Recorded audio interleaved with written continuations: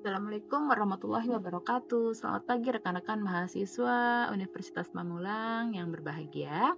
Baik, pada pertemuan kedua kita akan membahas mengenai transaksi perusahaan dagang tetap pada mata kuliah yang sama yaitu pengantar akuntansi. Kita akan bahas yang pertama adalah mengenai dokumen transaksi. Nah, di sini dokumen transaksi merupakan input di akuntansi, dapat didefinisikan sebagai setiap peristiwa atau kejadian yang menyebabkan perubahan dana perusahaan. Sebagai catatan, transaksi tidak selalu melibatkan uang tunai karena dana perusahaan dapat beragam. Lalu, menurut Mulyadi 2013 menggolongkan dokumen transaksi menjadi dua, yaitu yang pertama ada dokumen sumber dan dokumen pendukung. Dokumen sumber yaitu dokumen yang dipakai sebagai dasar pencatatan ke dalam jurnal atau buku pembantu.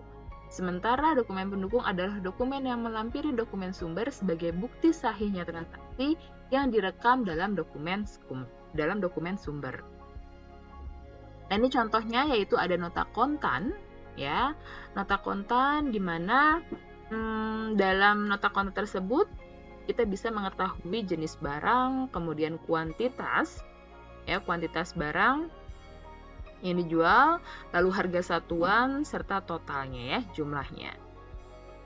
Berikutnya ada invoice. Nah, invoice sama seperti nota kontan sebelumnya, namun invoice atau bisa disebut sebagai faktur, yaitu jika terjadi transaksi secara kredit. Ya, jadi kalau nota kontan tadi secara tunai, faktur itu bukti transaksi yang dilakukan jika transaksi terjadi secara kredit baik pembelian ataupun penjualan. Lalu ada nota debit. Nah, nota debit di sini adalah bukti transaksi jika terjadi pengembalian barang yang salah rusak atau barang yang kadaluarsa atau barang yang tidak sesuai dengan pesanan. Kemudian nota kredit pun sama ya, merupakan bukti transaksi ketika terjadi adanya pengembalian barang gitu ya.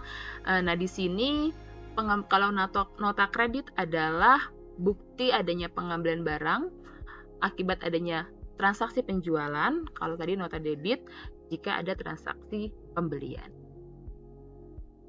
Lalu ada bukti kas keluar ya, tentu yang berhubungan dengan pengeluaran sejumlah uang gitu ya, untuk transaksi, misal di sini ada pembelian pulsa gitu ya, atau membayar listrik, membayar iuran keamanan dan lain sebagainya.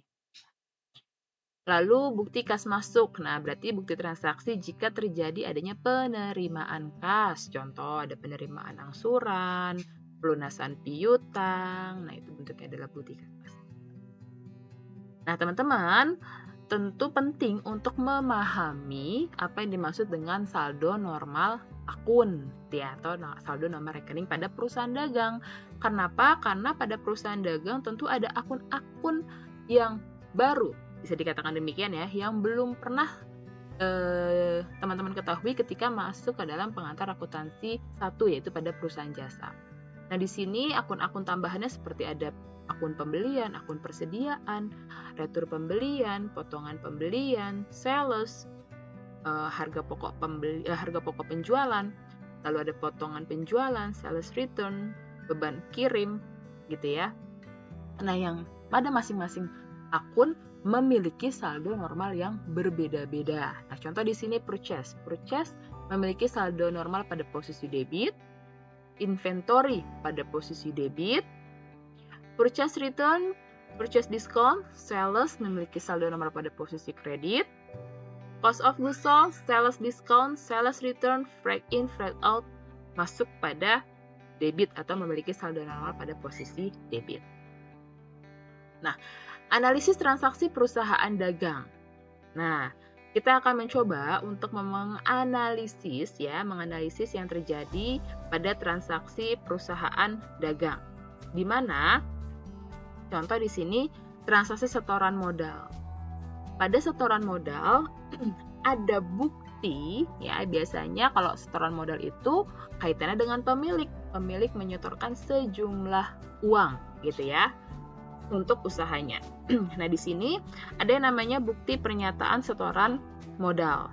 Contoh di sini yang terjadi pada PT Bakti Raya Trisakti Yang bertanda tangan di bawah ini kami selaku pengurus pendiri atau pemegang pemilik saham PT Bakti Raya Trisakti berkedudukan di Kota Administrasi Jakarta Selatan, gitu ya.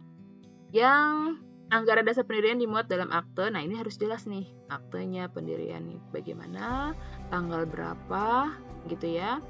Dan pihak-pihak yang berhubungan atas transaksi tersebut. Dengan ini menyatakan bahwa kami telah melakukan penyetoran modal dengan uang tunai melalui kas perseroan atas nama. Nah, itu ya.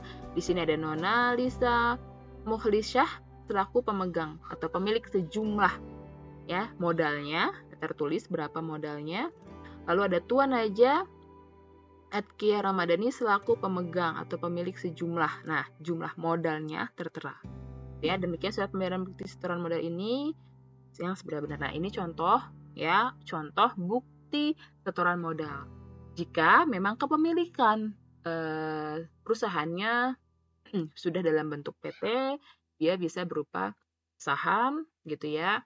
Tapi kalau misalnya usaha yang masih sifatnya perorangan, hanya pemilik ya biasanya pemilik hanya melampirkan yang namanya bukti setoran transfer dari rekening bank ke kas ataupun sebaliknya gitu ya.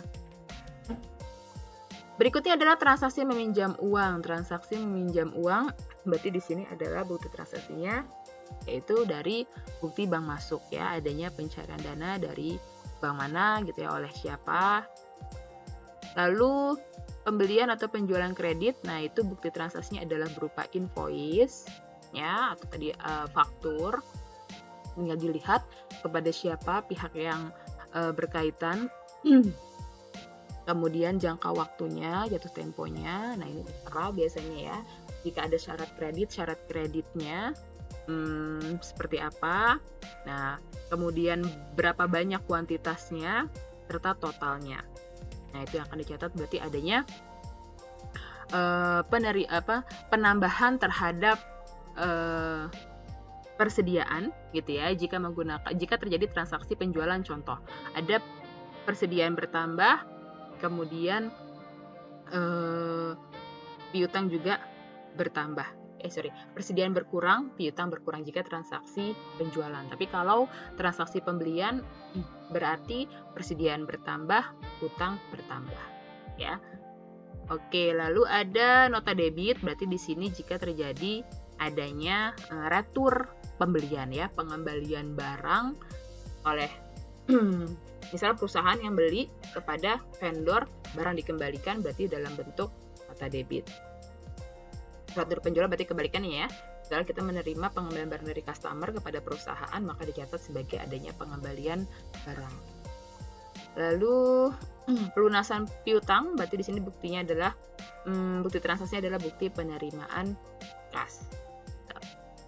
Kita lihat kepada siapa, diterima dari CV Mandiri, berarti CV Mandiri melakukan pelunasan atas faktur, berarti piutang dari CV Mandiri berkurang, kemudian kas akan bertambah sejumlah yang terbilang pada bukti transaksi tersebut.